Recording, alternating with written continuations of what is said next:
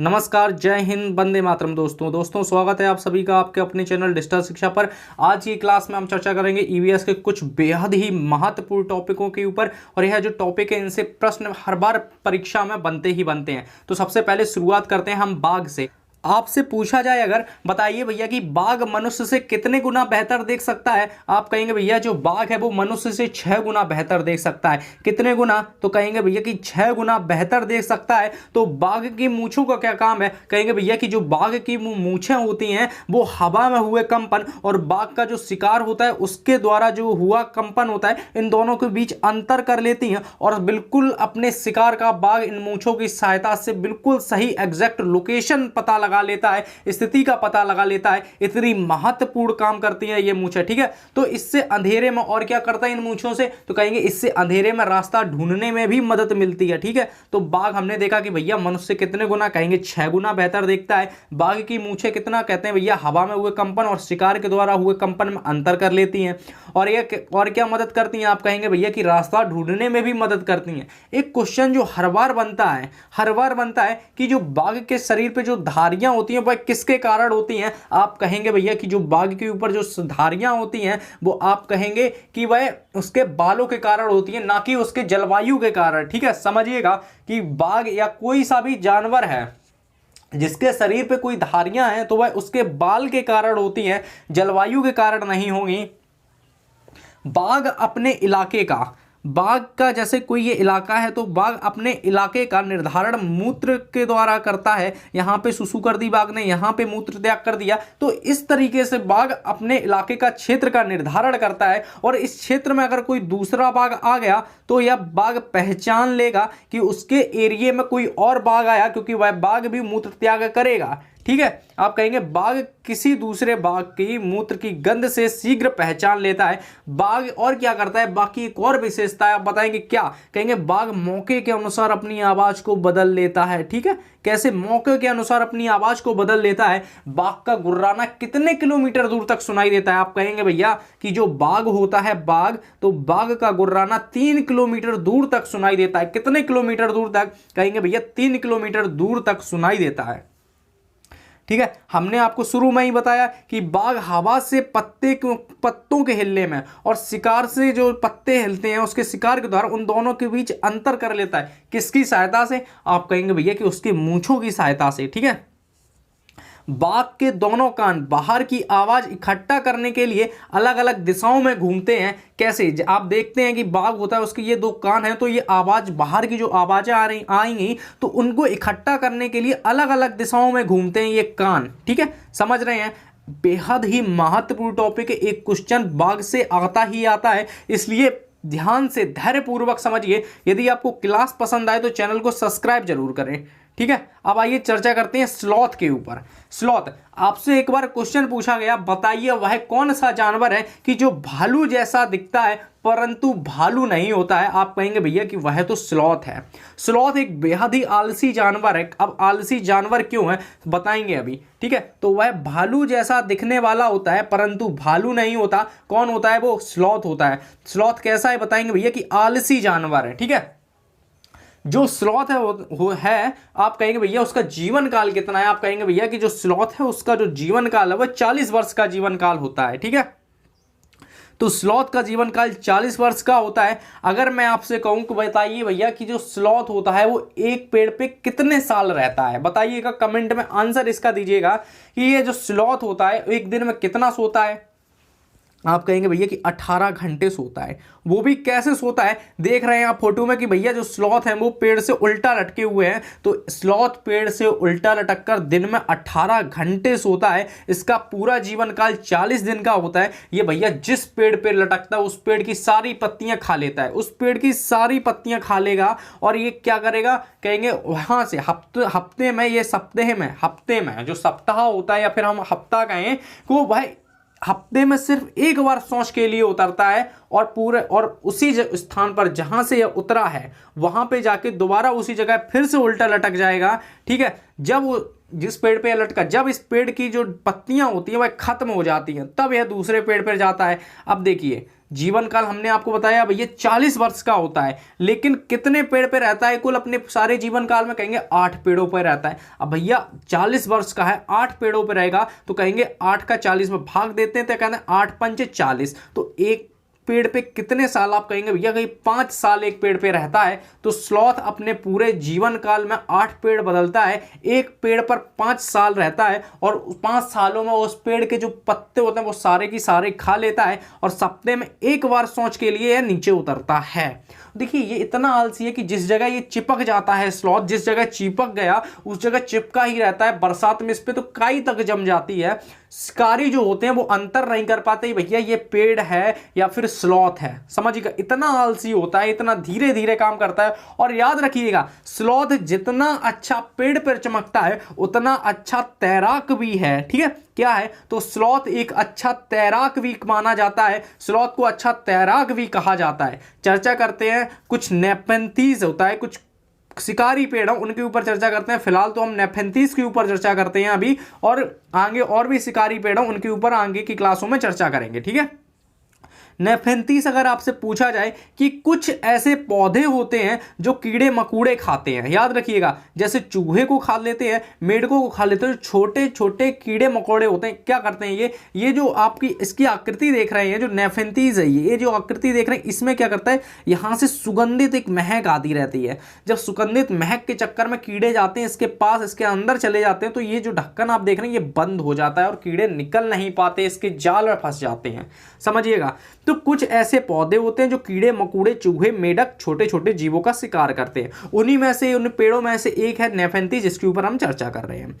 यह नेफेंथीस सबसे ज्यादा कहां पाया जाता है? आप कहेंगे ये जो नेफेंथीस है वह ऑस्ट्रेलिया में। कहां? याद रखिएगा क्वेश्चन पूछा जा सकता है ऑस्ट्रेलिया में, इंडोनेशिया में। अगर आपसे भारत में पूछा जाए तो आप कहेंगे भैया कि जो भारत में मेघालय राज्य में पाया जाता है क्या? नेफेंथीस। ठीक है, इस पौधे का आकार अगर देखा जाए कहेंगे भैया देख के ही पता चल रहा है कि इसका जो आकार है वह लंबे घड़े के जैसा होता है। कैसा होता है? कहेंगे लंबे घड़े के जैसा होता है, जिसके ऊपर एक पट्टी का ढक्कन लगा होता है, और इस पट्टी का जो ढक्कन होता है इसके नीचे आपने फोटो में देखा एक मुंह सा बना, उस मुंह से एक विशेष प्रकार की सुगंध आती रहती है, एक बहुत ही अच्छी प्रकार की सुगंध आती है, और उस सुगंध से आकर्षित होकर कीड़े मकोड़े इसके जाल में फंस जाते हैं। भैया जब कीड़े मकोड़े इसके जाल में फंस गए तो ये ढक्कन को कर लेता है बंद, और कीड़े मकोड़े उसी के अंदर मर जाते हैं। अब देखिए कारण क्या है, ये उसमें क्या होता है, जब ये बंद कर लेता है कीड़े मकोड़े बाहर तो निकल नहीं पाएंगे, तो कीड़े मकोड़े उसी के अंदर मर जाएंगे। तो नेफेंथीस किस प्रकार का पौधा है? आप कहेंगे भैया एक शिकारी पौधा है। किस प्रकार का? तो कहेंगे भैया एक शिकारी पौधा होता है। चर्चा करते हैं मधुबनी के ऊपर। बेहद ही महत्वपूर्ण टॉपिक जो इसमें हमने लिए हैं वो बेहद ही महत्वपूर्ण, परीक्षा में बार बार पूछे जाते हैं। ठीक है, और क्लास अभी तक नहीं आई थी क्योंकि आपके लिए कंटेंट तैयार किया जा रहा था। भैया देखिए कंटेंट ढूंढने में, और जो बेहद ही महत्वपूर्ण है जो बार बार आए हैं उन्हीं में से हम छांट के कंटेंट आपके लिए ला रहे हैं। यदि क्लास पसंद आए तो चैनल को एक बार सब्सक्राइब जरूर करें। ठीक है, कोई परेशानी हो तो कमेंट से हमें कमेंट के माध्यम से अवगत कराएं। कहते हैं कि भैया मधुबनी क्या है? आप कहेंगे मधुबनी एक विशेष प्रकार की चित्रकारी होती है। हमने कहा अच्छा, तो आपने बताया किस राज्य में? आप कहेंगे भैया कि मधुबनी का संबंध बिहार से होता है। बिहार में एक मधुबनी जिला है। ठीक है, क्या है? तो बिहार में मधुबनी जिला है, वहां की जो चित्रकारी है वह मधुबनी होता है। इसकी विशेषता क्या है? कहेंगे इसकी जो विशेषता है इसमें प्राकृतिक रंगों का उपयोग किया जाता है। किस प्रकार के? कहेंगे प्राकृतिक रंगों का उपयोग किया जाता है।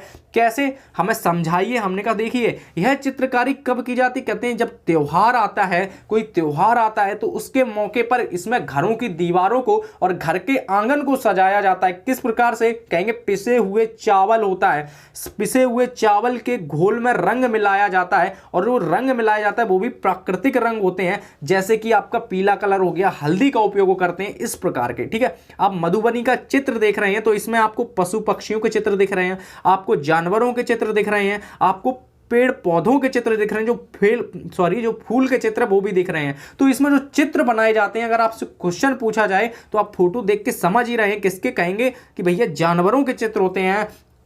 किसके और कहेंगे भैया कि फूल के चित्र होते हैं और पक्षियों के चित्र होते हैं, किसमें मधुबनी में होता है। तो मधुबनी कहाँ का जिला, आप कहेंगे भैया कि बिहार का जिला मधुबनी होता है। ठीक है, कहाँ का, बिहार का मधुबनी जिला है।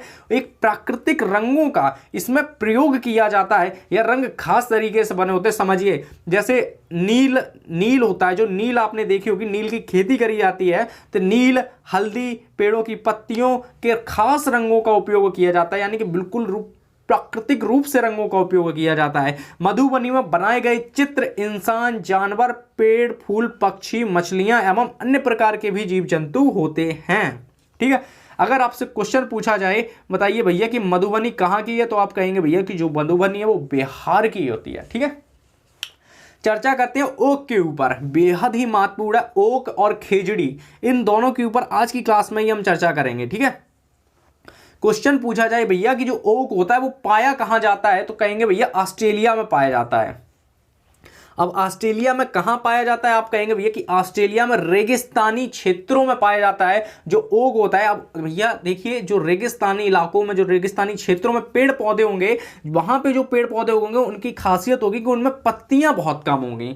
तो इसमें इसकी भी क्या होंगी, कहेंगे भैया पत्तियां कम होती हैं। याद रखिए, ऑस्ट्रेलिया में पाया जाता है यह ओक और पत्तियां इसमें कम होती हैं। याद रखिए, रेगिस्तानी क्षेत्र में इस पेड़ की जो जड़ें होती हैं, अब देखिए रेगिस्तानी इलाकों में आपको पानी तो आसानी से मिलेगा नहीं, तो पानी की तलाश में ओक की जो जड़ें होती हैं बहुत ही गहराई तक चली जाती हैं। इतनी गहराई तक चली जाती हैं कि जब तक उनको पानी मिलता नहीं है, वह जहां पे पानी मिल गया, इस ओक जो पेड़ होता है, जो वृक्ष होता है ओक, वहां पे जाके इसकी जड़ें उस पानी को ढूंढ लेंगी, बहुत ही गहराई तक जाती हैं। ठीक है, अगर क्वेश्चन आपसे पूछा जाए, और क्वेश्चन पूछा का जाए बल्कि पूछा जाता है कि बताइए वह कौन सा पेड़ है जिसकी जड़ें पानी की तलाश में बहुत गहराई तक चली जाती हैं, आप कहेंगे भैया कि वह पेड़ तो ओक है। क्या है, ओक है। ओक पाया कहां जाता है, आप कहेंगे भैया कि ऑस्ट्रेलिया में पाया जाता है।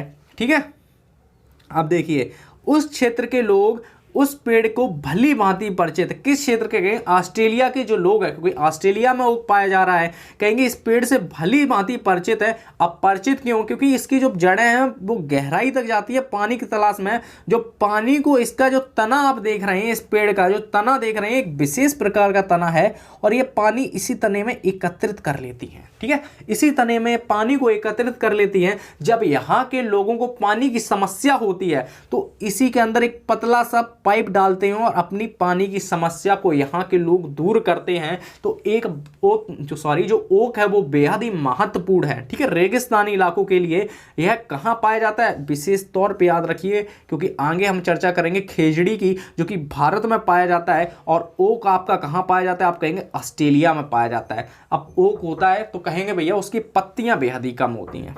ठीक है, अब देखिएगा, अब चर्चा करते हैं हम खेजड़ी के ऊपर। ठीक है, यदि आपको क्लास पसंद आ रही हो तो चैनल को सब्सक्राइब जरूर करें। क्वेश्चन अगर आपसे पूछा जाए भैया कि खेजड़ी कहाँ पाया जाता है भारत में, आप कहेंगे भैया भारत के रेगिस्तानी इलाके में पाया जाता है। अब भैया रेगिस्तानी इलाका कहाँ है, कहेंगे राजस्थान है जो आपका, वहाँ पे आपका रेगिस्तानी इलाका पाया जाता है। तो खेजड़ी वृक्ष आपका राजस्थान राज्य के अंतर्गत पाया जाता है। अब भैया देखिए, जब भैया रेगिस्तानी इलाकों में पाया जाएगा तो इसे पानी की अधिक आवश्यकता ही नहीं होती है, क्योंकि वहाँ पानी वैसे कम है, तो खेजड़ी को कम पानी की आवश्यकता होती है। यह भारत के रेगिस्तानी इलाकों में पाया जाता है। खेजड़ी की जो छाल होती है उसका उपयोग औषधि बनाने में किया जाता है। क्वेश्चन अगर आपसे पूछा जाए भैया कि बताइए खेजड़ी की जो छाल होती है उसका उपयोग किस में करते हैं, आप बताएंगे कि खेजड़ी की छाल का उपयोग औषधि बनाने में किया जाता है। इसकी फली होती है, जो खेजड़ी की जो फली होती है और उसकी सब्जी बनाई जाती है। यहाँ से मैं एक क्वेश्चन आपसे पूछता हूँ, बताइए खेजड़ी की फली होती है उसे क्या कहते हैं, आप कहेंगे भैया कि जो खेजड़ी की फली होती है उसे क्या कहते हैं, तो सांगरी कहते हैं। तो खेजड़ी की फली को क्या कहते हैं, सांगरी कहते हैं। क्वेश्चन अगर आपसे पूछा जाए कि सांगरी की सब्जी बनाई जाती है, आप कहेंगे भारत के राजस्थान राज्य में सांगरी की सब्जी बनाई जाती है।